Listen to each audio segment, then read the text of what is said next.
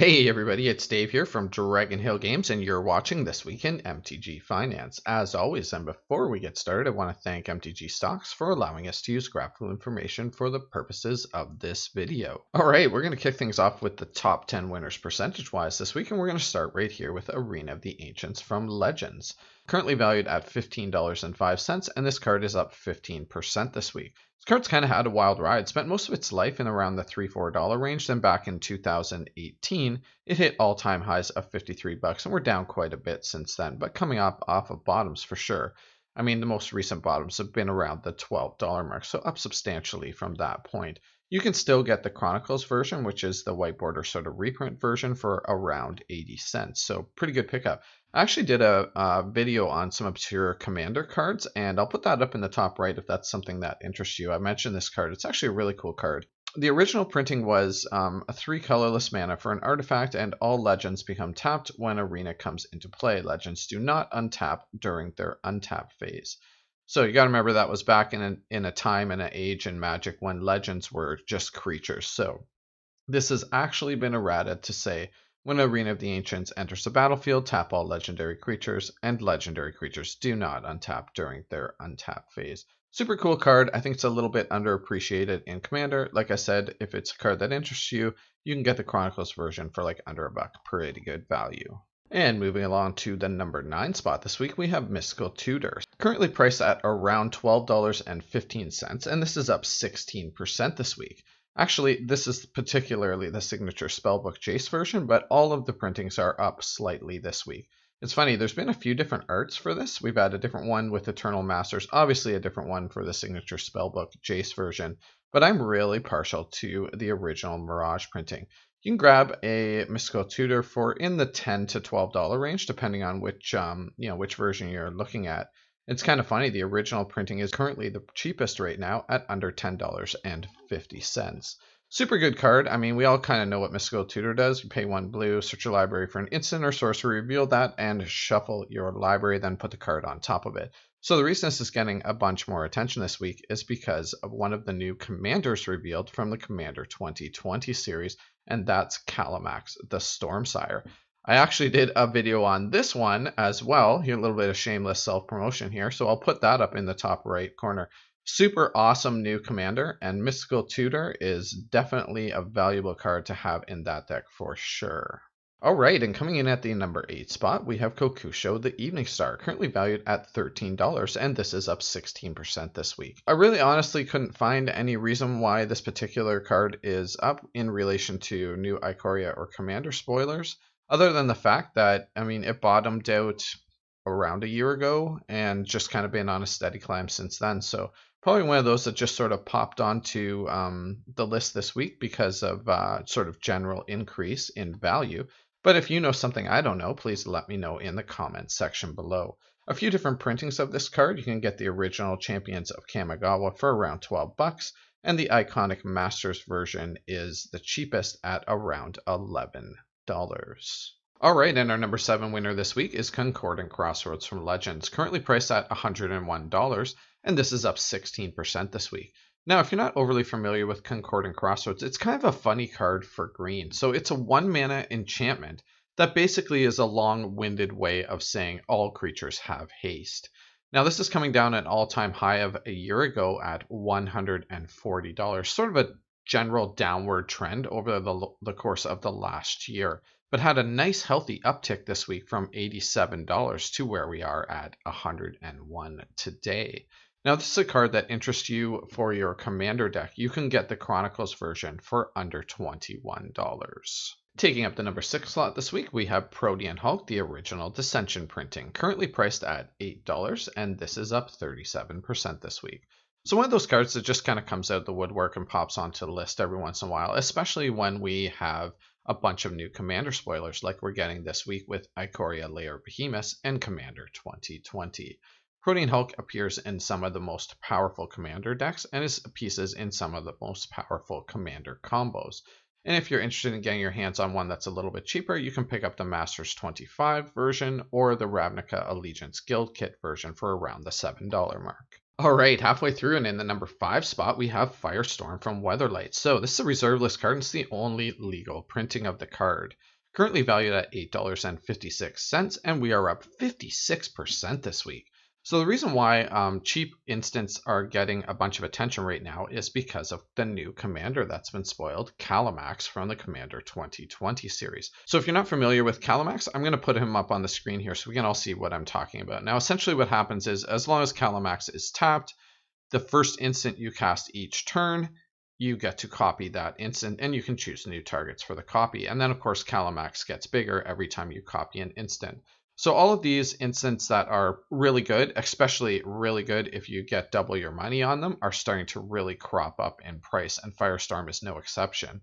So for just 1 red at instant speed, obviously, we choose and discard X cards, and then Firestorm deals X damage to each of X target creatures and or players. So basically, with Calamax, we get to double that for just 1 mana. Seems like a pretty good deal. Our number 4 winner this week is really interesting. We're actually getting a lot of movement on the list this week from cards that are reacting to some of the spoilers we've seen from Ikoria and Commander 2020. So in the number 4 spot this week, we have Unbound Flourishing from Modern Horizons, currently priced at $8, and it's up 61% this week, a healthy jump from just $5 a week ago. If you're unfamiliar with Unbound Flourishing, it's an enchantment, and for 1 green and 2, whenever we cast a permanent spell with mana cost that contains X, double the value of X. And whenever we cast an instant or sorcery spell or activate an ability, if that spell's mana cost or the ability's activation cost contains X, copy that spell or ability. You may choose new targets for the copy. So the reason why this has had a huge jump this week is because of a brand new card that's been spoiled called Zaxera the Exemplary. So I'll put that up on the screen here. And essentially what happens is whenever we cast a spell that contains X, we create a 0/0 Hydra token and then put X +1/+1 counters on it. Pretty good when you're doubling the value of X. All right, the top 3 on our list are all also moving because of spoilers we've seen from either Ikoria or Commander 2020. So let's look at the number 3 winner this week, and that's Solemnity from Hour of Devastation. Currently priced at $6.75, and this is up an astounding 324% this week. I mean, last week it was priced at around $1.50, and this week it's almost $7. Geez, that's quite a jump. If you're not familiar with what Solemnity does, it's 1 white and 2 for an enchantment. Players can't get counters. Counters can't be put on artifacts, creatures, enchantments, or lands. So as you can imagine, with all the spoilers we've seen from Ikoria, there's tons of new counters that are out there now. Speaking of which, I mean, we're going to have things like death touch counters, first strike counters, flying counters, like basically all the different keywords will be able to have a counter for them. So how, as players, are we going to be keeping track of all these different counters that are on our creatures? I mean, it's going to be difficult. I'm sure with the set, they'll be releasing some cards or something that you can either mark or say, first strike on it. But 5 years from now, when we're playing with these cards and no one has these weird counters that they released only with Ikoria, it's going to be kind of difficult to keep track of this stuff. Anyway, that aside, that's my sort of just 2 cents on the whole matter.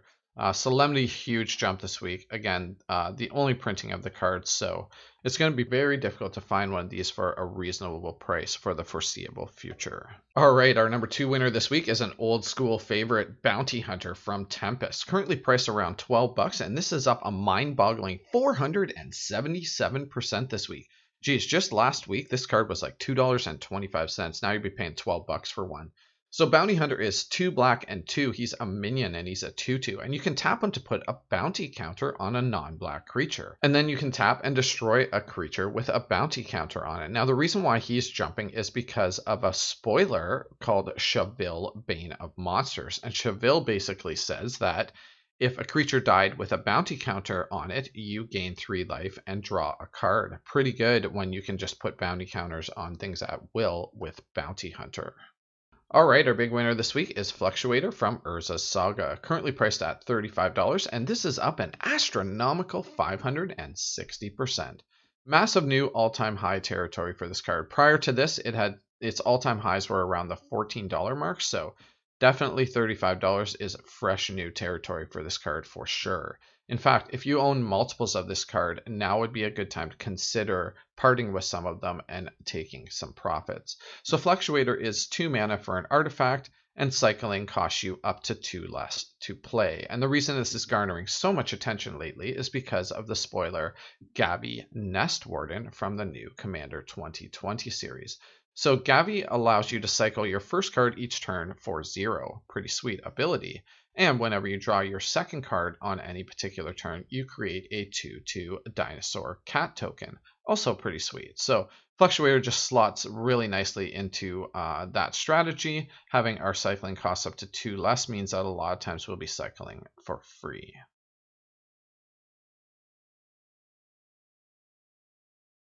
All right, before I get to cards that I'm investing in this week, as always, if you're a subscriber, you know I want to thank you for being here. I really appreciate your support.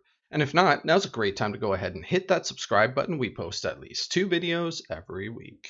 Every card I'm going to talk about today relates in some way or another to the new Commander 2020 spoilers we've seen so far. Now, I will say with the caveat that any one of these cards could be reprinted. We don't have the full deck list yet, and that would obviously affect the valuation of these cards as more supply would be available in the market. All right, so the first couple I'm going to show you have been bantered around as deck tech for the new Gavi Nest Warden Commander from Commander 2020, and I'll put her up here. So she basically allows you to cycle once per turn for the cost of 0, which makes Decree of Annihilation and Decree of Silence both excellent includes in this deck. Decree of Annihilation, I mean, it had a heavy cycling cost of 7, but you would get to cycle this obviously for free with Gavi, and when you cycle Decree of Annihilation, you destroy all lands. So basically an Armageddon type effect.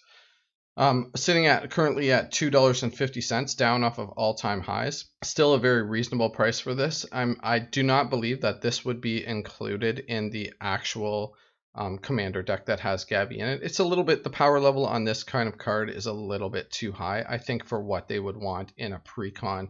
Precons are generally designed to be as a portal or a gateway for people who are new to Commander to try out the game. So having things like Decree of Annihilation in there is just, counterproductive to entry level type players for sure. But there are definitely going to be a lot of people that want Decree of Annihilation in their deck, and you can still obtain this for a reasonable $2.50. I think this has got a lot of upside from here should Gavi end up being a popular commander. And same sort of thing with Decree of Silence. Now, Decree of Silence hasn't been cheap for a few years now. It's been in the $4 to $6 kind of dollar range, right? But you can still pick it up at $4.32. It hasn't upticked at all. Now, there's quite a possibility that this could end up being in the deck. When you cycle Decree of Silence, you counter a spell. So, I mean, that's a great effect, but it's not, back-breaking like something like Decree of Annihilation, right? There's a distinct possibility that Decree of Silence could be in the deck, and I think that's why it hasn't really sort of moved much in price since we've seen the spoiler for Gavi. But that said, if this card doesn't get printed in that deck, I think there's a lot of upside potential for sure here with Decree of Silence. All right, and the next one I have for you guys also fits under the same category, working with Gavi Nest Warden. So Nimble Obstructionist is 1 blue and 2 for a bird wizard. It's a 3/1 flash flying creature. It has cycling 1 blue and 2, and when you cycle Nimble Obstructionist, counter target activated or triggered ability you don't control. So $1.24 is a really, really reasonable pickup for this card, especially since this would be an auto include in the Gavi deck as well. The next one I have for you guys today is a double dipper, and that's Pull from Tomorrow from Amaket.